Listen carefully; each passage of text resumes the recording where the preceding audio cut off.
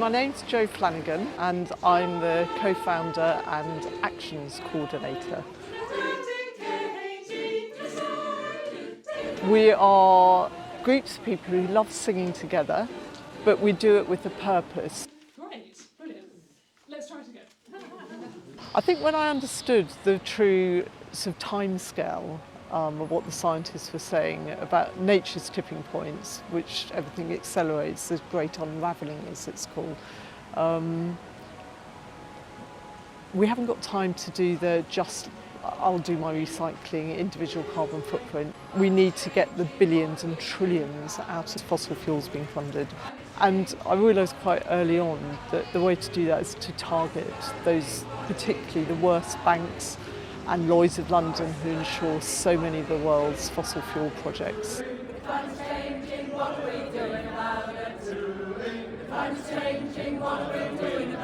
So rather than just singing sweetly in a church hall, we try and go to places where there are the change makers, the people in charge of our finances. We got 130 singers into the House of Parliament recently, smuggled in.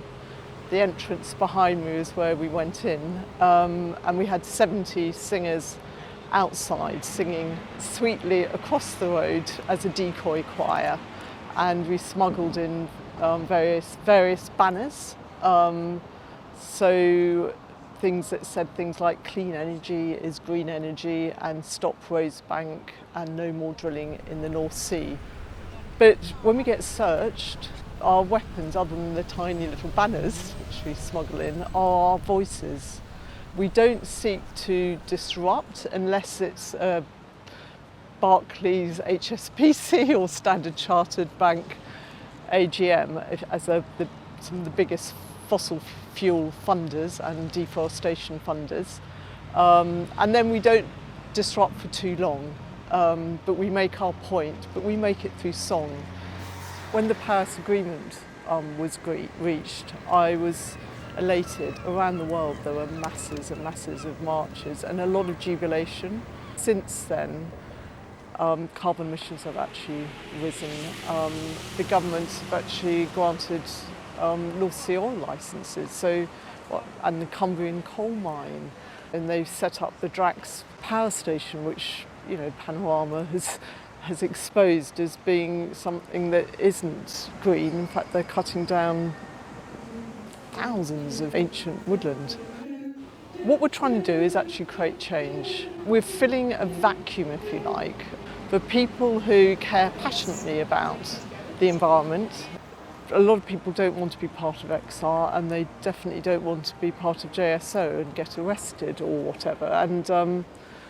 But they do understand that it's not just our grandchildren, it's they and all they love and is at risk. My name is Kai Honey, and I'm the musical director of the Climate Choir movement. Well, I've always been interested in music and the climate. My master's research was on music and climate activism.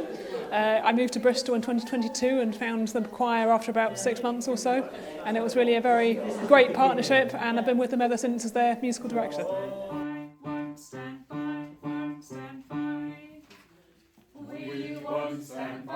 For me, climate change is something that's a destroyer of beauty as well as a destroyer of security. So I'm glad that we're really actively making the world we want to see.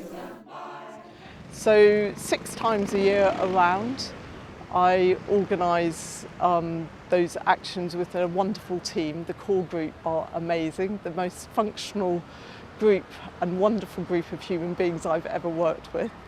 And we come together mainly in London, which is where we sing truth to power, because in this country the power, the financial power, the political power is mainly in London. I'm based in Bristol, and that's where the Climate Choir started up. It started with the HSBC AGM disruption when I agreed to to organise something to disrupt their AGM when they didn't respond to letters pleading, petitions, all sorts of things over years. They were the biggest funders of new fossil fuel projects in Europe. And I asked an NGO who's worked internationally to send me ideas from around the world of how environmental activists had disrupted greenwash speeches and so on. He'd sent me this tiny little clip of a group of about 30 young Americans who managed to get into a sustainability event in America that was being addressed by a slimy oil baron's greenwash speech. And in the middle of his greenwash, they stood up en masse and they sang a version of God Bless America, but with different words. And it was so moving, it made the hair stand up. And I just thought, that's the way to do it. So I then approached a local friend who was in 5 choirs and said, could you lead a choir? If between us we get 30 good singers from London and Bristol, and I'll try and do all the other work to get them inside legally and so on. That was the first video on our website, which is the HSBC's AGM. The climate choir consists of several choirs. I think we've now got 14. We've got Hay on Wye Climate Choir about to join us, and Rye Forest near Birmingham about to join us as well. We've got one in Zimbabwe, we've got one in Northern Ireland. Apart from Zimbabwe, they're all in the UK. We've got over 700 singers.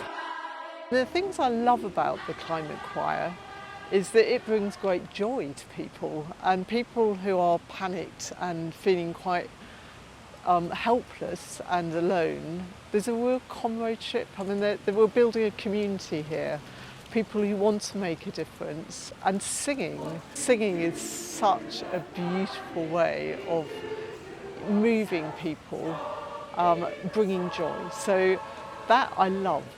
I think it's quite attractive. I think it's quite regulating for the nervous system. There are a lot of people who are off-put by shouting in the street, but with singing in the street is something that lots of people want to join in with.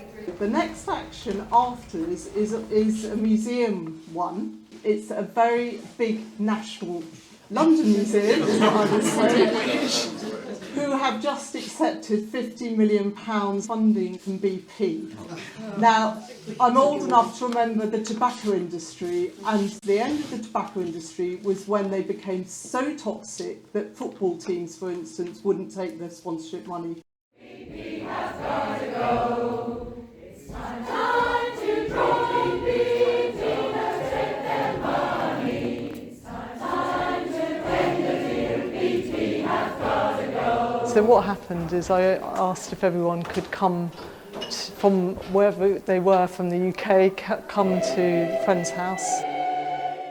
And we did a rehearsal for an hour, singing rehearsal. I did a briefing there to say about the action. And then we made our way into the British Museum in groups of 1s, 2s, 3s, 4s. And in we went, smuggled in banners. And we'd rehearsed how the flash mob singing was going to start.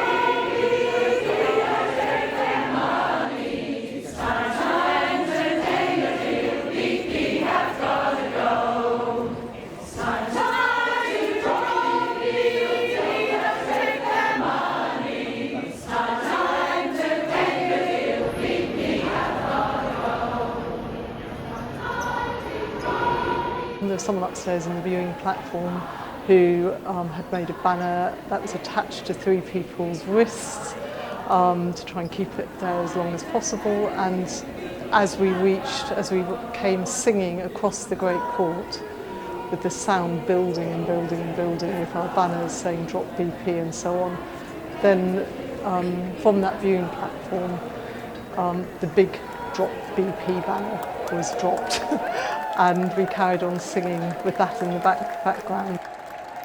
The security guards were fantastic. They rather liked it, I think. Visitors, I think, rather loved it.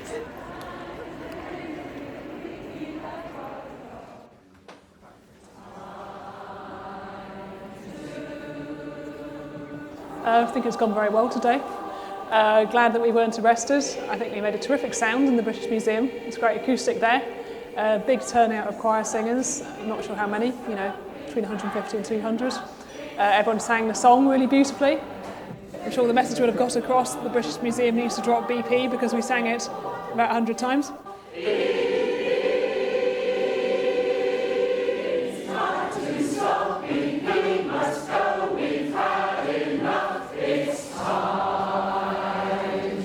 I think the message came clearly across. Glad there was lots of public in the British Museum and lots of interest from the museum goers, lots of people taking videos on their phones, that kind of thing. I really hope the British Museum got the message loud and clear.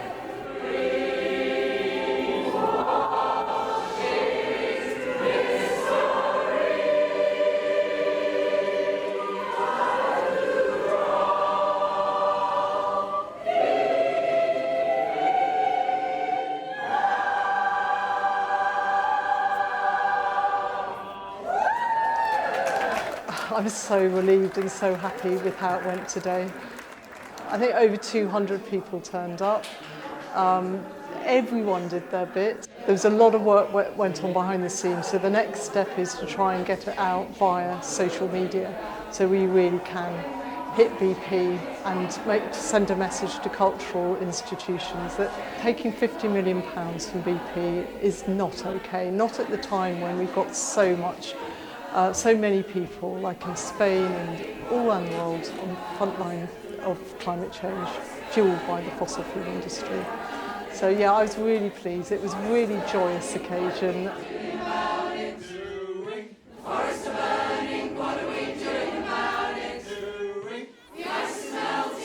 And there was the reaction of the many visitors inside the British Museum was really positive. I had some lovely feedback. So yeah, it's a different way of protesting, and it's one that builds bridges, I think.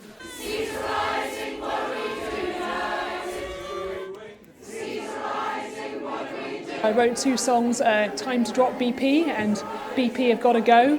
One was by Richard Strauss, but I arranged it with different words, and another one I just wrote completely myself. I write bespoke songs for actions which have the demand of what the action is. So in this case it was to drop BP. And I try and make it so it's catchy and easy to learn.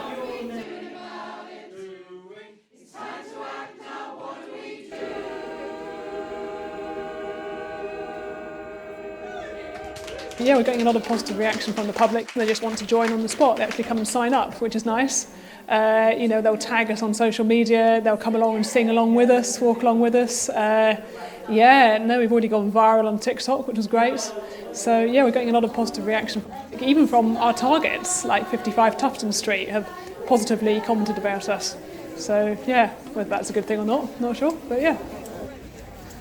It was an amazing sort of way of getting people together. Singers came from 16 of the climate choirs.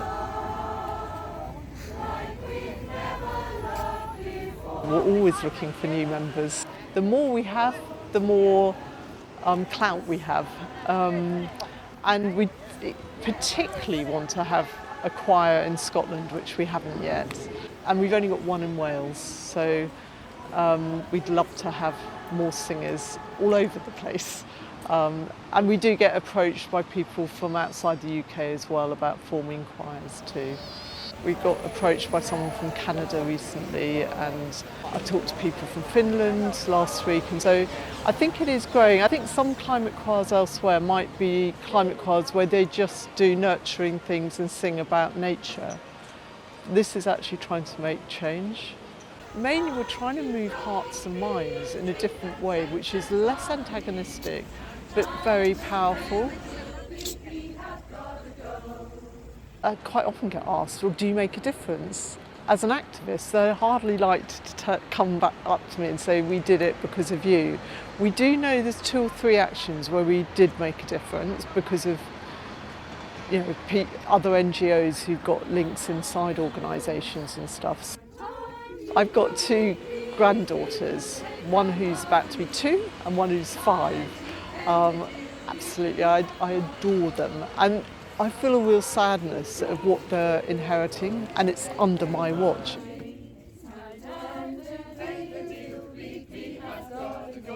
I'm 62. It's the last 50 years have been particularly destructive, where people have been allowed to profit without any constraints, really. Another reason I'm doing what I'm doing is because it's the right thing to do, and I'm a Quaker, and for me it's what Quakers would call faith in action.